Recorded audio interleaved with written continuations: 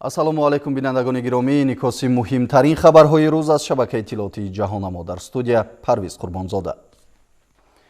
26 январи соли 2022 асосгузори сулҳу ваҳдати миллӣ пешвои миллат президенти ҷумҳурияи Тоҷикистон муҳтарам Эмомалӣ Раҳмон дар қасри миллат кадрҳоеро ки ба вазифаҳои роҳбарикунанда дар ҳайати ҳукумати ҷумҳурияи Тоҷикистон, вазорати кишоварзӣ ва шаҳру ноҳияҳои вилояти Суғд таъин гардиданд, барои суҳбат ба ҳузур пазируфтанд. бо фармонҳои президенти ҷумҳурияи Тоҷикистон Зиёзода Сулаймон Ризоӣ аз вазифаи вазири кишоварзии ҷумҳурияи Тоҷикистон озод ва ба вазифаи муовини сарвазири ҷумҳурияи Тоҷикистон, Каримзода Саъдӣ Ғаффор вазири кишоварзии ҷумҳурияи Тоҷикистон ва бо қарори ҳукумати ҷумҳурияи Тоҷикистон Мирзозода Музаффар Бурҳон муовини якуми вазири кишоварзии ҷумҳурияи Тоҷикистон таъин гардиданд. ҳамчунин бо фармонҳои президенти ҷумҳурияи Тоҷикистон Ҳошимзода Раъно иҷрокунандаи вазифаи раиси шаҳри Гулистон, Муини Мавсума иҷрокунандаи вазифаи раиси шаҳри Бӯстон, Маҳмудзода Қаюмҷон иҷрокунандаи вазифаи раиси шаҳри Истиқлол ва Муҳаммадзода Шуҳрат раиси ноҳияи Ашт таъин гардиданд.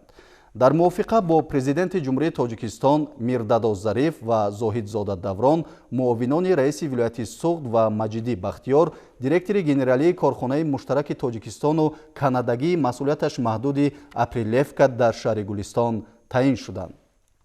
зимни мулоқот президенти ҷумҳурияи Тоҷикистон муҳтарам Эмомалӣ Раҳмон ба кадрҳои таъин гардида ҷиҳати таҳким бахшидани раванди омодагиҳо ба ҷашни 35-солагии истиқлолияти давлатӣ, татбиқи нишондиҳандаҳои паёми президенти ҷумҳурияи Тоҷикистон ба Маҷлиси олӣ, таҳия ва иҷрои нақшаи чорабиниҳо вобаста ба амалигардонии солҳои рушди саноат 2022-2026, иҷрои ҳадафҳои созанда ва татбиқи сиёсати роҳбарияти давлату ҳукумати мамлакат дар самтҳои таъмини амнияти озуқаворӣ, бахши аграрии ҷумҳурияи Тоҷикистон, вусъати корҳои ободонӣ, истифодаи оқилонаи замин, хусусан заминҳои корам ва заминҳои назди ҳавлигӣ, гирифтани 2-3 ҳосил аз заминҳои обӣ, рушди бахши кишоварзӣ, баландбардоштани сифати маҳсулот, ҷалби сармояи хориҷию ватанӣ баҳри рушди соҳа, дастгирии соҳибкорӣ, таъмини бозори дохилӣ бо маҳсулоти босифати кишоварзӣ, рушди соҳаи агросаноатӣ, аз ҷумла тухмипарварӣ, зироатпарварӣ, чорводорӣ,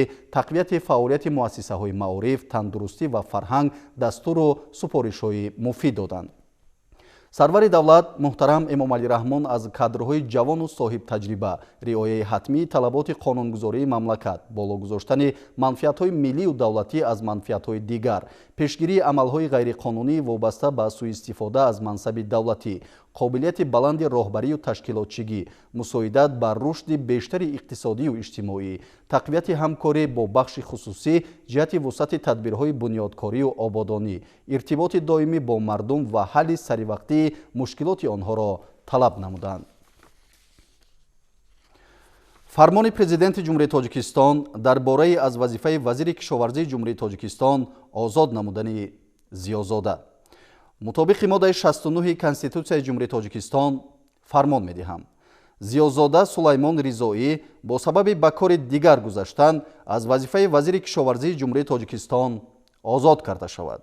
фармони мазкур барои тасдиқ ба Маҷлиси олии ҷумҳурияи Тоҷикистон пешниҳод карда шавад.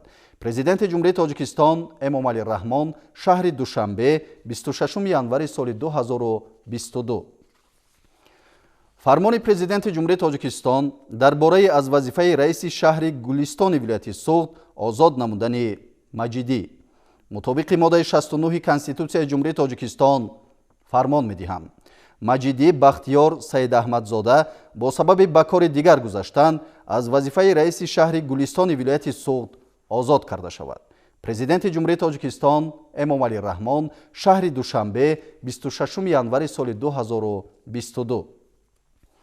фармони президенти ҷумҳурияи Тоҷикистон дар бораи аз вазифаи раиси шаҳри Бӯстони вилояти Суғд озод намудани Ҳошимзода. мутобиқи моддаи 69 Конститутсияи ҷумҳурияи Тоҷикистон фармон медиҳам. Ҳошимзода Раъно бо сабаби ба кори дигар гузаштан аз вазифаи раиси шаҳри Бӯстони вилояти Суғд озод карда шавад. президенти ҷумҳурияи Тоҷикистон Эмомалӣ Раҳмон шаҳри Душанбе 26 январи соли 2022. фармони президенти ҷумҳурияи Тоҷикистон дар бораи аз вазифаи раиси шаҳри Истиқлоли вилояти Суғд озод намудани Зоҳидзода. мутобиқи моддаи 69 Конститутсияи Ҷумҳурии Тоҷикистон фармон медиҳам. Зоҳидзода Даврони Абдуқодир бо сабаби ба кори дигар гузаштан аз вазифаи раиси шаҳри Истиқлоли вилояти Суғд озод карда шавад. Президенти Ҷумҳурии Тоҷикистон Эмомалӣ Раҳмон шаҳри Душанбе 26 январи соли 2022. фармони президенти Ҷумҳурии Тоҷикистон дар бораи аз вазифаи раиси ноҳияи Ашти вилояти Суғд озод намудани Мирдадо. мутобиқи моддаи 69 Конститутсияи Ҷумҳурии Тоҷикистон фармон медиҳам.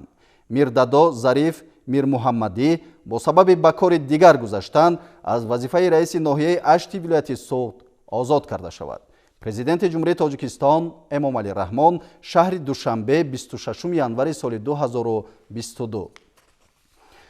қарори ҳукумати Ҷумҳурии Тоҷикистон аз 26 январи соли 2022 дар бораи аз вазифаи муовини якуми вазири кишоварзии Ҷумҳурии Тоҷикистон озод намудани Каримзода.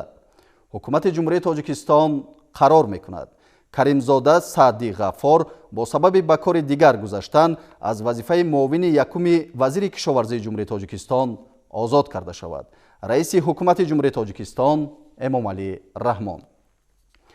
қарори ҳукумати Ҷумҳурии Тоҷикистон аз 26 январи соли 2022 дар бораи аз вазифаи муовини вазири кишоварзии Ҷумҳурии Тоҷикистон озод намудани Мирзозода. ҳукумати Ҷумҳурии Тоҷикистон қарор мекунад Мирзозода Музаффар Бурҳон бо сабаби ба кори дигар гузаштан аз вазифаи муовини вазири кишоварзии Ҷумҳурии Тоҷикистон озод карда шавад. раиси ҳукумати Ҷумҳурии Тоҷикистон Эмомалӣ Раҳмон. фармони президенти Ҷумҳурии Тоҷикистон дар бораи муовини сарвазири Ҷумҳурии Тоҷикистон таъин намудани Зиёзода. мутобиқи моддаи 69 Конститутсияи Ҷумҳурии Тоҷикистон фармон медиҳам. Зиёзода Сулаймон Ризоӣ муовини сарвазири Ҷумҳурии Тоҷикистон таъин карда шавад. фармони мазкур барои тасдиқ ба Маҷлиси олии Ҷумҳурии Тоҷикистон пешниҳод карда шавад.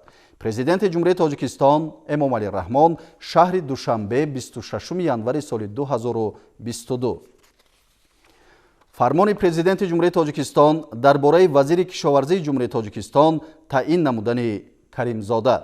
мутобиқи моддаи 69 Конститутсияи Ҷумҳурии Тоҷикистон фармон медиҳам Каримзода Саъди Ғаффор вазири кишоварзии Ҷумҳурии Тоҷикистон таъин карда шавад. фармони мазкур барои тасдиқ ба Маҷлиси олии Ҷумҳурии Тоҷикистон пешниҳод карда шавад. президенти Ҷумҳурии Тоҷикистон Эмомалӣ Раҳмон шаҳри Душанбе 26 январи соли 2022.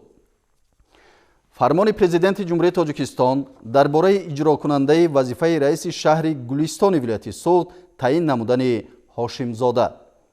мутобиқи моддаи 69 Конститутсияи Ҷумҳурии Тоҷикистон фармон медиҳам Ҳошимзода Раъно иҷрокунандаи вазифаи раиси шаҳри Гулистони вилояти Суғд таъин карда шавад. президенти Ҷумҳурии Тоҷикистон Эмомалӣ Раҳмон шаҳри Душанбе 26 январи соли 2022. фармони президенти Ҷумҳурии Тоҷикистон дар бораи иҷрокунандаи вазифаи раиси шаҳри Бӯстони вилояти Суғд таъин намудани Муинӣ. мутобиқи моддаи 69 Конститутсияи Ҷумҳурии Тоҷикистон фармон медиҳам Муинӣ Мавсума Муинзода иҷрокунандаи вазифаи раиси шаҳри Бӯстони вилояти Суғд таъин карда шавад. президенти Ҷумҳурии Тоҷикистон Эмомалӣ Раҳмон шаҳри Душанбе 26 январи соли 2022. фармони президенти Ҷумҳурии Тоҷикистон дар бораи иҷрокунандаи вазифаи раиси шаҳри Истиқлоли вилояти Суғд таъин намудани Маҳмудзода. мутобиқи моддаи 69 Конститутсияи Ҷумҳурии Тоҷикистон фармон медиҳам Маҳмудзода Қаюмҷон иҷрокунандаи вазифаи раиси шаҳри Истиқлоли вилояти Суғд таъин карда шавад. президенти Ҷумҳурии Тоҷикистон Эмомалӣ Раҳмон шаҳри Душанбе 26 январи соли 2022. фармони президенти Ҷумҳурии Тоҷикистон дар бораи раиси ноҳияи Ашти вилояти Суғд таъин намудани Муҳаммадзода. мутобиқи моддаи 69 Конститутсияи Ҷумҳурии Тоҷикистон фармон медиҳам Муҳаммадзода Шӯҳрат раиси ноҳияи Ашти вилояти Суғд таъин карда шавад. президенти Ҷумҳурии Тоҷикистон Эмомалӣ Раҳмон шаҳри Душанбе 26 январи соли 2022. қарори ҳукумати Ҷумҳурии Тоҷикистон аз 26 январи соли 2022 дар бораи муовини якуми вазири кишоварзии Ҷумҳурии Тоҷикистон таъин намудани Мирзозода. ҳукумати Ҷумҳурии Тоҷикистон қарор мекунад мирзозода музаффар бурҳон муовини якуми вазири кишоварзии ҷумҳурии тоҷикистон таъин карда шавад. раиси ҳукумати ҷумҳурии тоҷикистон эмомалӣ раҳмон.